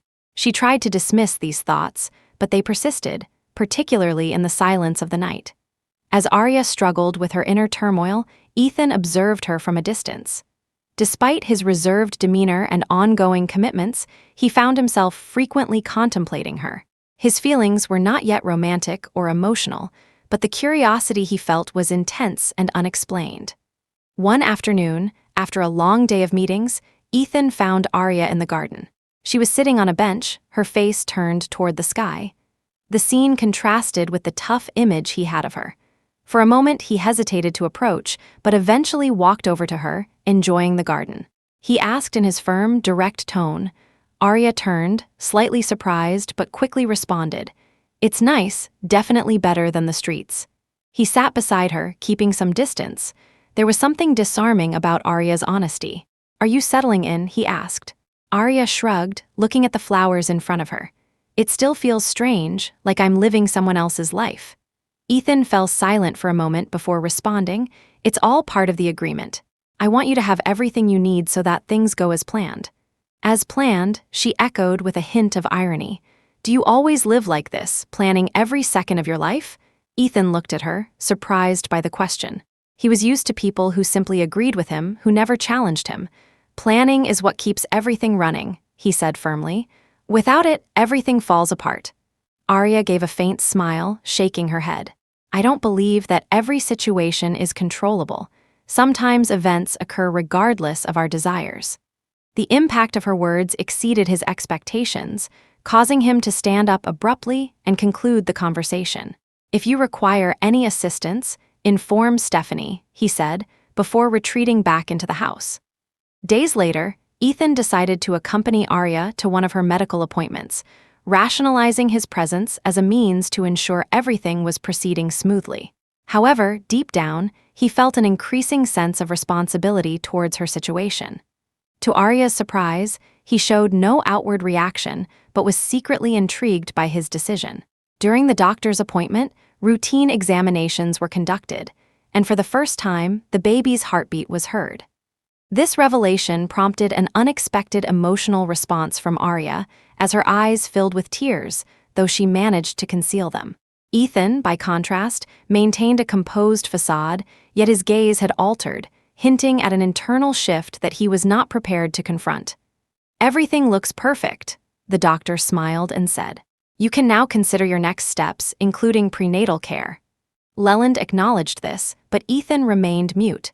On the return journey to the mansion, the car was filled with a heavy silence. Ethan appeared deep in thought, and Arya struggled to find the right words to break the tension. Upon arrival, he opened the door for her, a gesture that caught her off guard. "Thank you for today," Arya said as she exited the car. "It was the least I could do," Ethan replied, avoiding direct eye contact. "I'll make sure everything continues to go well." Arya observed him as he entered the mansion. His posture is consistently impeccable, yet there was an air of difference about him. Perhaps the sound of her heartbeat touched a hidden part of Ethan somewhere deep inside, or maybe it was just her imagination. In the days that followed, Arya observed subtle alterations in Ethan's behavior.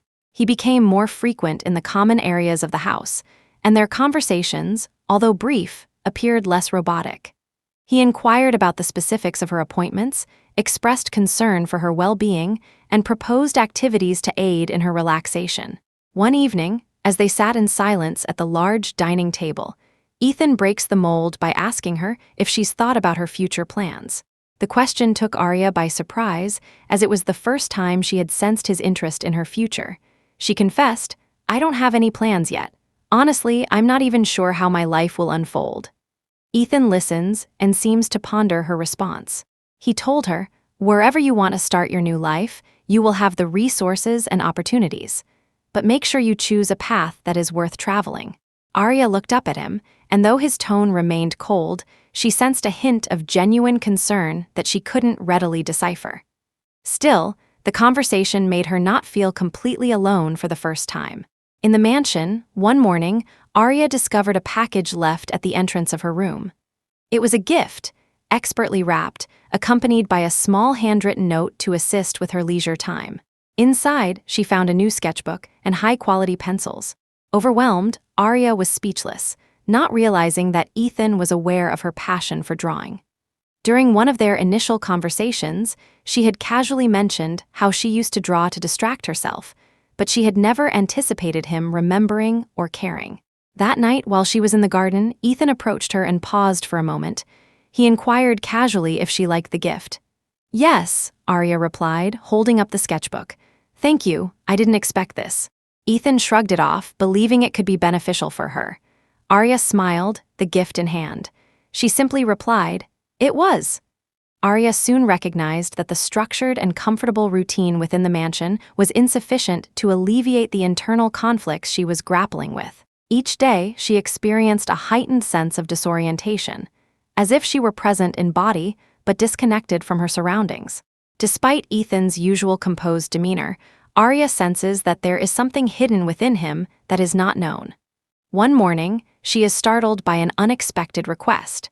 Ethan wishes to have a conversation with her after breakfast, which doesn't fit with the distance he usually maintains. After the conversation, Arya finds Ethan in the break room, where he is standing next to a stack of papers.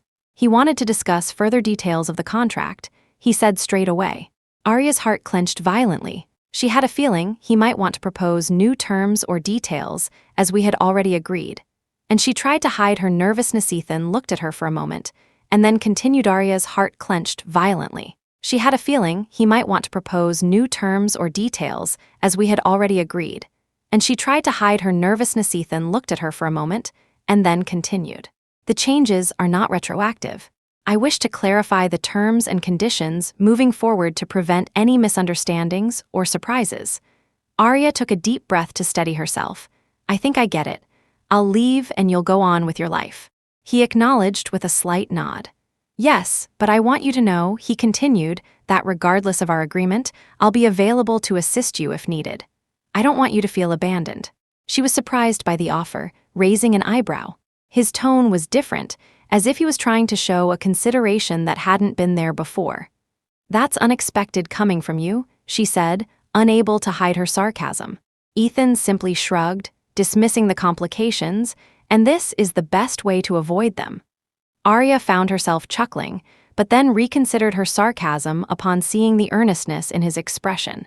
Perhaps he was genuinely trying to be different, despite not being quite sure how to do so.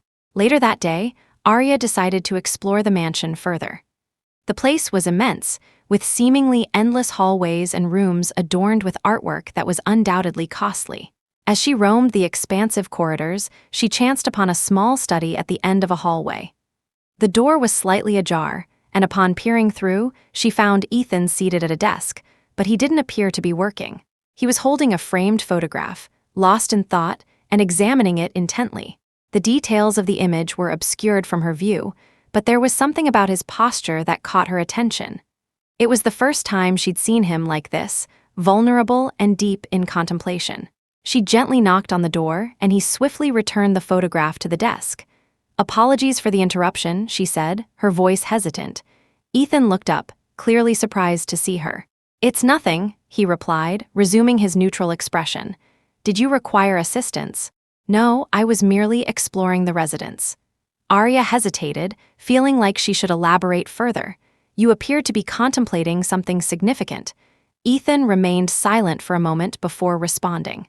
"We all have personal matters we prefer to keep private," and sensing he didn't want to continue that topic, she changed the subject. "The house is rather large. Do you reside here alone?" He acknowledged this by crossing his arms. "The space is more practical than it appears. I prefer not to be distracted, and here I have the necessary privacy." Arya scrutinized him for a moment, trying to comprehend how someone could live in such luxury, yet appear so isolated. It must be strange, she thought, to have all of this but no one to share it with. Ethan looked away, clearly unsettled. I am accustomed to it. I do not require anyone's assistance for what I do. Despite her desire to believe him, something in his tone suggested otherwise. Before she could respond, Ethan stood up. If you require any assistance, Stephanie is available to help, he said, thereby concluding the conversation. That night, Arya went out to the mansion's terrace, where the sky was clear and the city lights twinkled in the distance. As she sat there, lost in thought, she recalled the sound of the baby's heartbeat during the checkup, a sound that affected her deeply, defying explanation. Despite her efforts to maintain emotional distance, the sound's impact was becoming increasingly difficult to ignore, especially when she heard footsteps behind her. Arya turned to see Ethan, who looked tired yet maintained his rigid posture. Do you like this spot? He asked as he approached. I like the science, she replied. It helps me think. He stopped beside her, gazing at the city lights for a moment before speaking. Thinking isn't always a good thing, Arya laughed, but without much humor. Try telling that to someone who spends most of their time alone.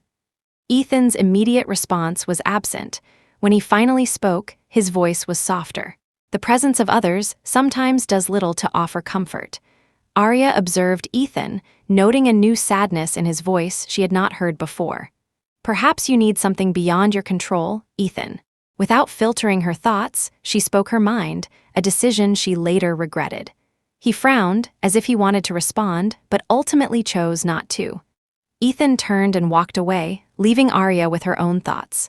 In the weeks that followed, Arya came to the realization that no matter how hard she tried, she was unable to maintain a solid boundary between herself and Ethan. Despite his enigmatic nature, there were instances when glimpses of his true self emerged. While she attempted to keep a distance, an innate curiosity about the man who had brought her into this world began to take hold. Similarly, Ethan found himself struggling with unnamed emotions. He had entered into this arrangement anticipating simplicity and control, but was quickly realized the situation was far more complex. Layla's role was not as he had initially thought, and this realization filled him with fear.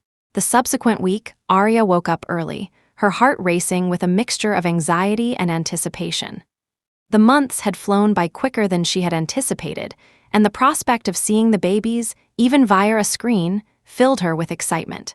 She wondered if Ethan would be present for this appointment as he had been the last time. When she made her way down for breakfast, she found Stephanie discussing the schedule with Ethan. Ethan looked up from the folder of documents he was reviewing and asked, "Ready enough?" Arya replied, attempting to mask her true feelings with a calmer demeanor. "Great, we'll go together." He didn't offer any further explanations, but the tone of his voice left no room for discussion. Arya made her way to the car, sensing the silence between them was more profound than usual. Ethan, as per normal, was focused, yet there was a detectable difference in his demeanor. Perhaps he was as apprehensive as she was, although he would never acknowledge it. At the doctor's office, the physician greeted them with a warm smile. He asked Arya to lie down and prepared the ultrasound equipment. "Today we'll get a clearer view of the baby," the doctor explained as he adjusted the monitor. Layla looked at the screen, trying to ignore the cold gel the doctor was applying to her abdomen, when the transducer began to glide over her skin. She held her breath, anxious about what was to come. Ethan, standing beside her, crossed his arms, keeping his eyes fixed on the monitor.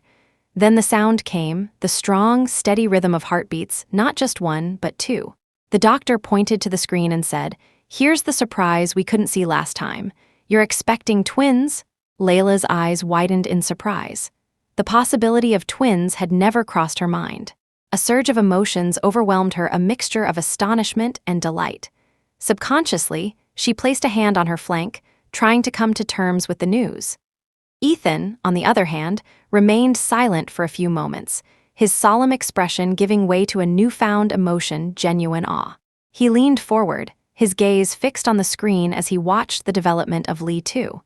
He asked, as if needing confirmation from the doctor, and the doctor smiled in response. "Both appear to be in good health and are growing well." The following silence was filled only by the sound of heartbeats echoing in the room. For Arya, That moment was magical. Despite her best efforts to maintain emotional distance, she found herself inexplicably connected to the two lives within her. To those who only read the comments, type pizza in the comments. Only those who reach this point will comprehend. Let us now proceed with the narrative. Ethan, standing beside her, appeared equally affected. He was silent, yet his eyes conveyed a sentiment beyond words. For the first time, he seemed vulnerable, touched by the prospect of becoming a father to two. As they made their way back to the mansion, the silence between them was unlike the usual cold and distant silence. It was laden with meaning. Arya, attempting to alleviate the tension, commented, "You don't seem like the kind of person who gets easily surprised." Ethan, his eyes fixed on the road, took a deep breath and paused, choosing his words. "This is different," he said. Arya glanced at him, intrigued. Ethan, who was seldom expressive, appeared deep in thought. "Does it scare you?" she asked in a barely audible voice. He turned to face her before responding. "No, it's impressive to think that in a few months, two entirely new beings will join us, depending on me." Arya experienced a sense of pain in her chest. She was aware that eventually she would have to release these babies, but hearing him talk about them with such care made her realize how strongly she was already connected to them. "They also depend on me, at least for now," she said, striving to conceal the emotion in her voice. Ethan acknowledged this. "I understand, and that's why I want to ensure your well-being, Arya, both physically and in every aspect that's significant to me." She was silent, absorbing his words. It was the first time he had spoken so sincerely about what they were going through together. Later that night, as Arya stood on the terrace gazing at the horizon, Ethan reappeared, looked hesitant, which was rare among her usually confident boyfriends. He began to sit next to her, as if thinking about something. Arya turned her head, surprised at his sudden openness. She asked, "It's a big responsibility, isn't it?" Ethan, his eyes fixed on the horizon, replied, "It's more than a responsibility, it's more than a significance. For the first time, I feel that there are certain aspects of my life that cannot be quantified or planned. I am unable to predict the future development of these two individuals or control their growth." When Arya heard these words, she experienced a chill, as it was uncommon for Ethan to acknowledge that something was beyond his control. She realized that, similar to her, he was undergoing a change, albeit with reluctance. She conveyed that embracing the unknown can lead to unexpected outcomes. Ethan, for the first time, appeared to be considering her words, and he seemed to be accepting the idea that not everything in life can be planned. In the days that followed, the news regarding the twins brought an unexpected sense of lightness to the mansion. Stefan began modifying the nursery that had been prepared, now adapting it for two.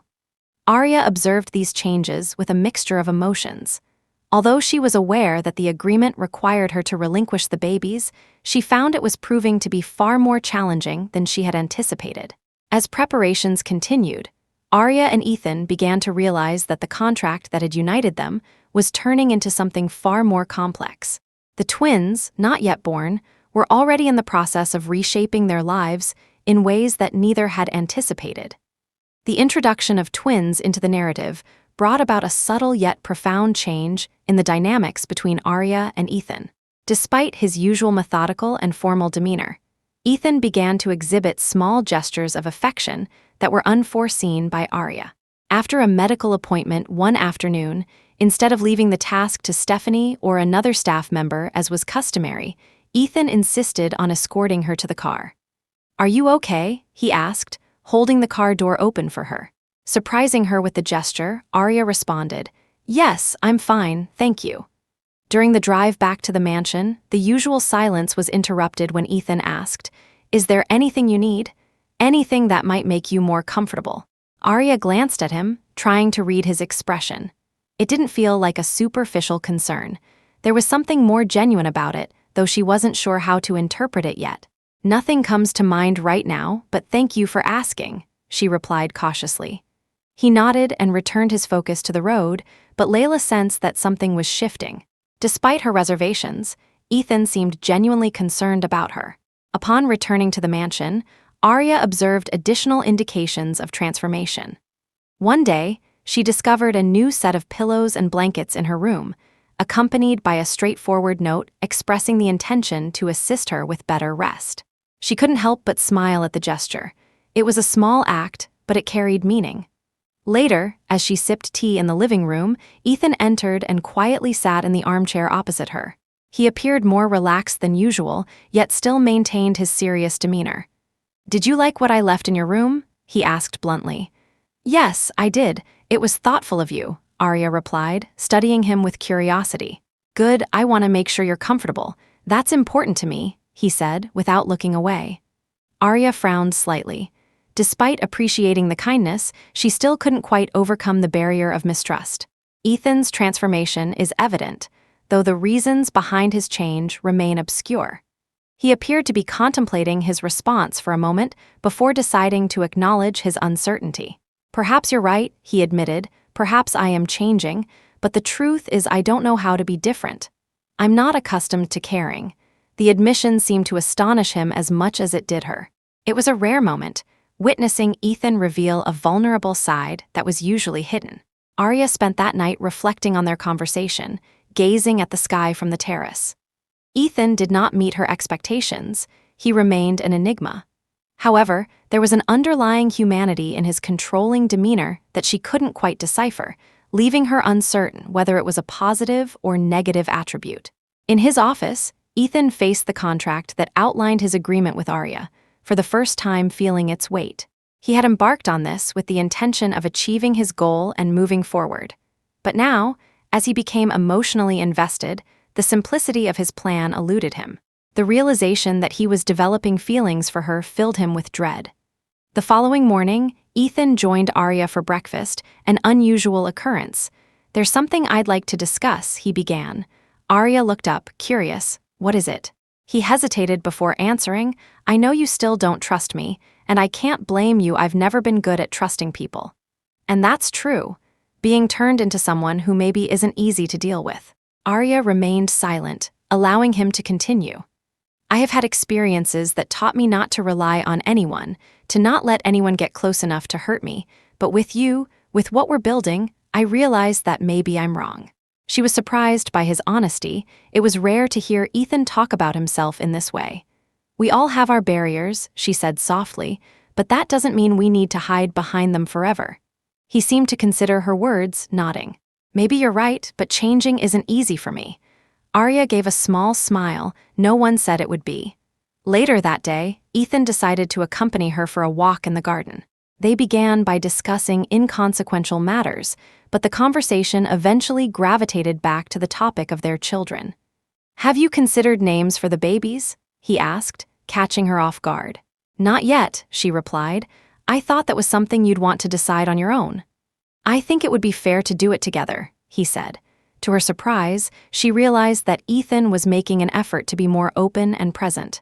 While she remained cautious, she couldn't overlook the effort he was putting in.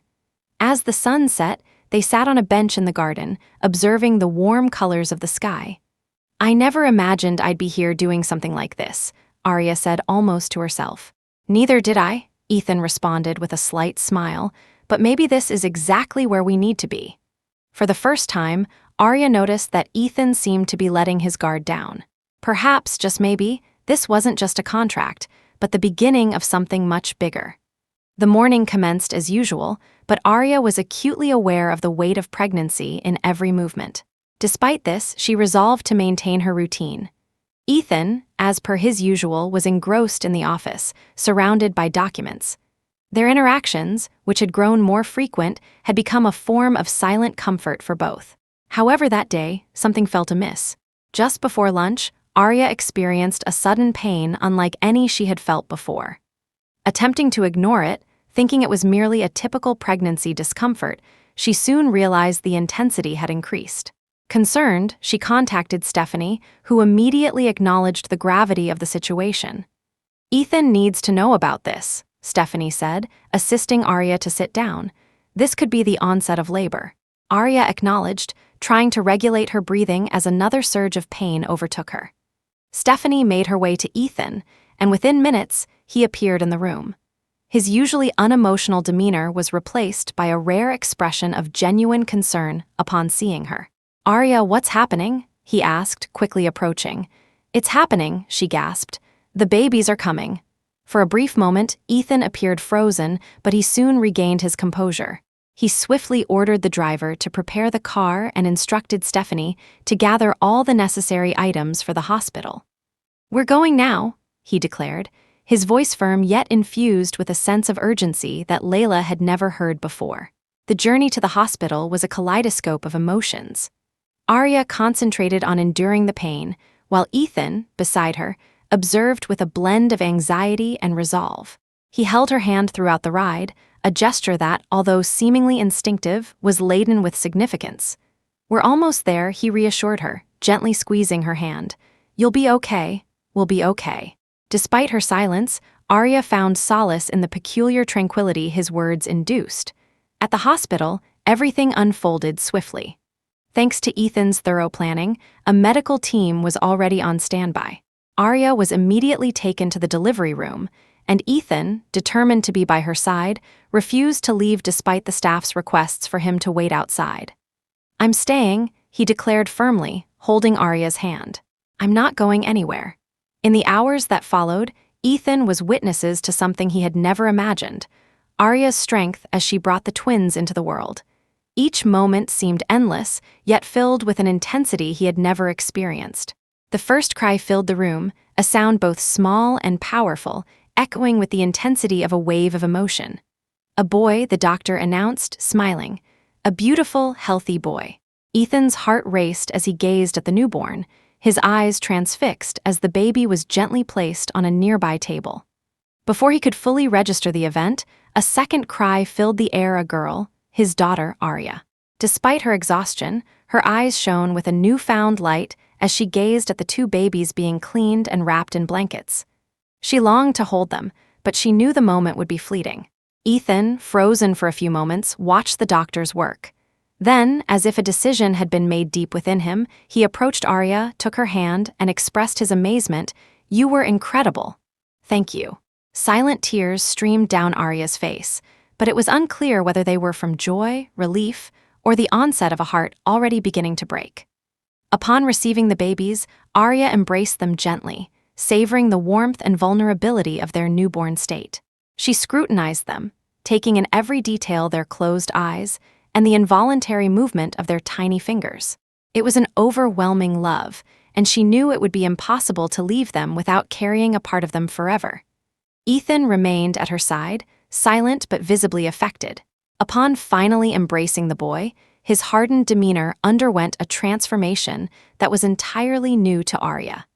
It was as though he had connected with something profoundly beyond mere air. It was the essence of life, a connection he had never felt before.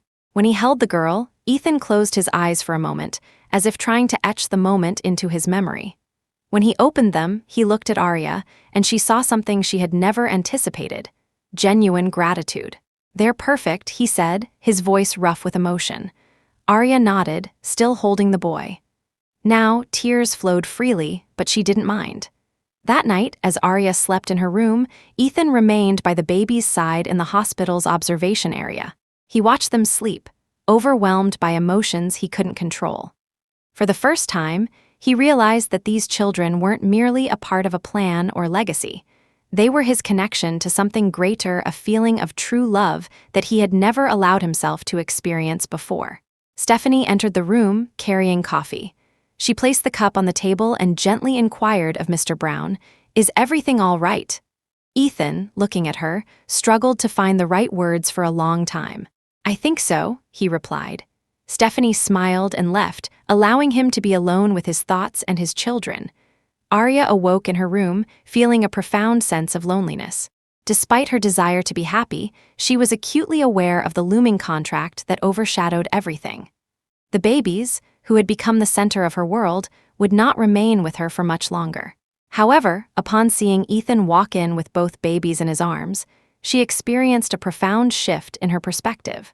He looked different, as if that moment had not only transformed his relationship with the babies, but also with her.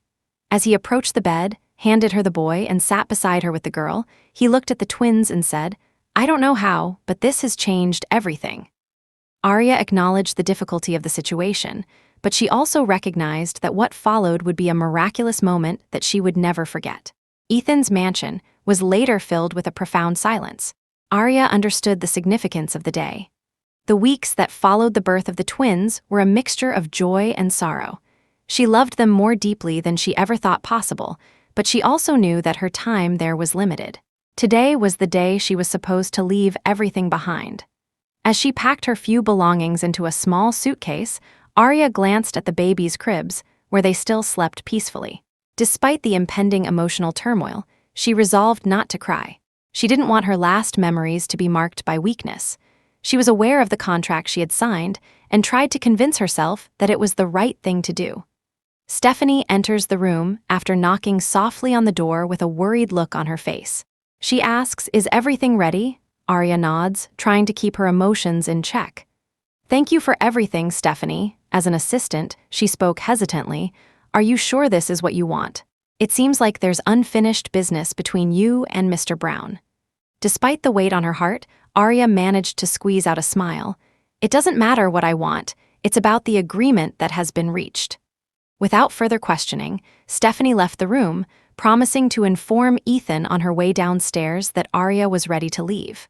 When Arya came downstairs with her suitcase in hand, she found Ethan already waiting in the foyer. He was positioned by the front door, his gaze fixed on her. There was no trace of the cold, calculating man she had encountered earlier. The Ethan before her seemed transformed, vulnerable, as if he was about to lose something important. "Everything's ready," Arya said, breaking the silence. He didn't respond immediately. Instead, he took a step towards her, his gaze intense. "Are you really leaving?" he asked, his voice low and hoarse. Arya felt a lump in her throat, but remained firm. "Thus concluded our agreement. I have fulfilled my part, and now it is time for us to proceed."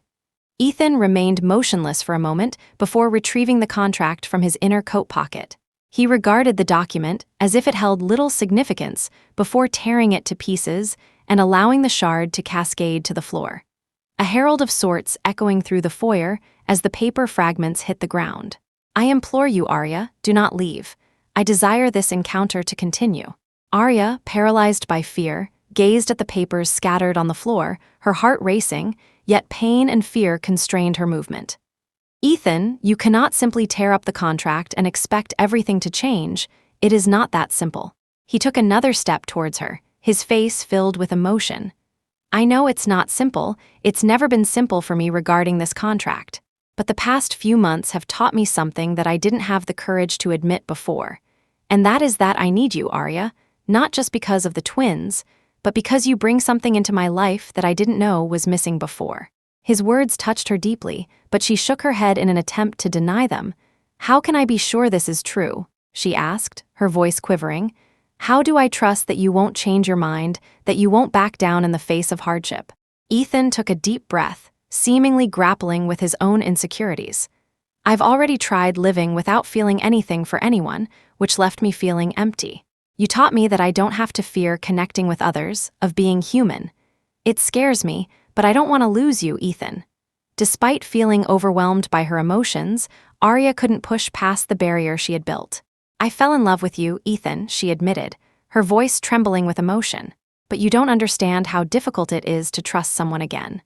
I've spent my entire life being discarded and ignored. How can I believe you won't do the same?"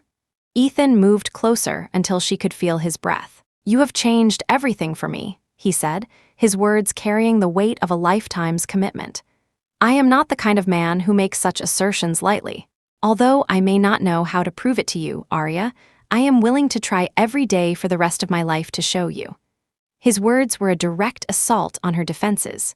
Arya felt a profound internal shift, realizing there were risks involved, but for the first time, she contemplated that the potential rewards might justify the endeavor. "What if it doesn't work out?" she asked almost in a whisper. Ethan took her hands, gazing deeply into her eyes, and promised that if necessary, "We will try again and again. I will never give up on you, Arya." For a moment, the world appeared to stand still. Arya's doubts began to dissipate, giving way to a stronger emotion hope.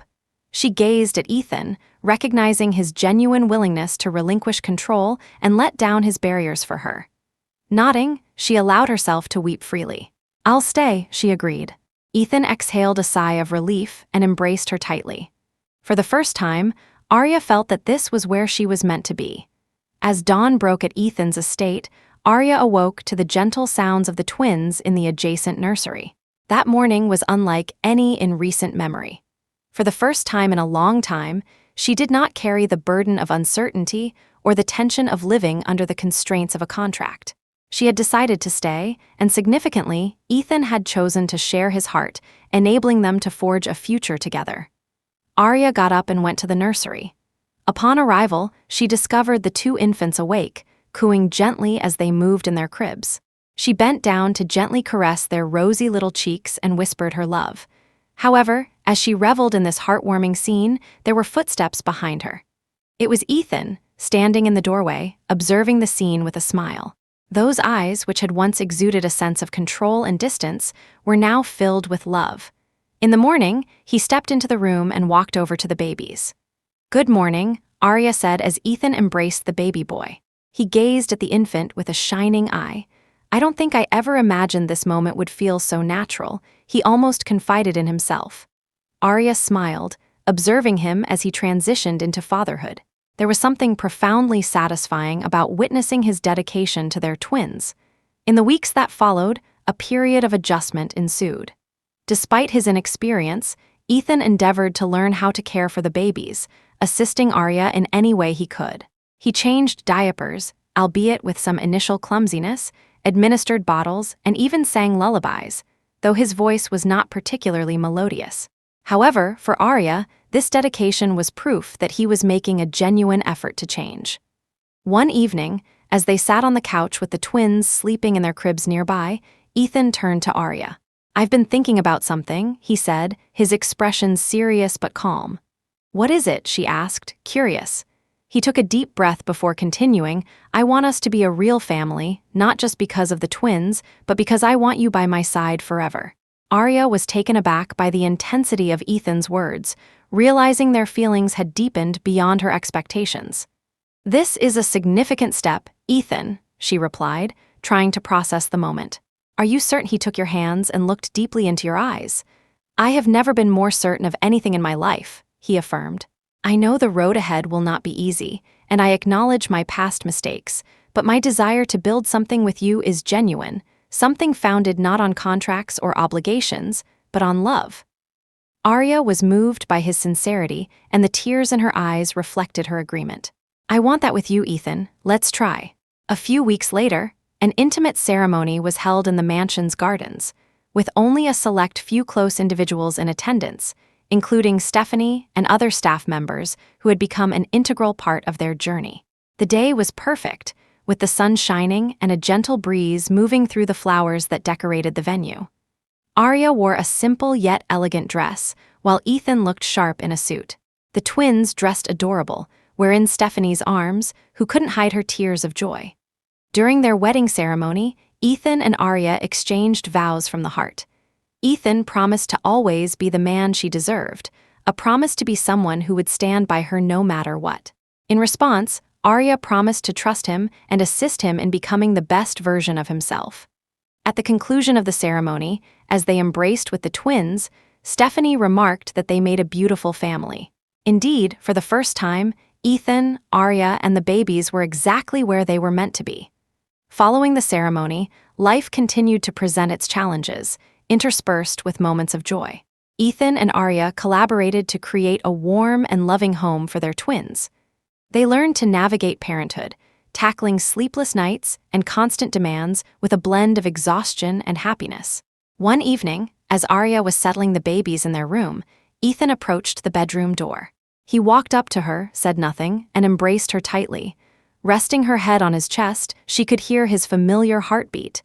"Thank you for not giving up on me," he said quietly. "Thank you for showing me I could trust again," she responded. Later, on a bright afternoon, Ethan and Arya were in the garden, watching their twins play on a soft mat in the grass.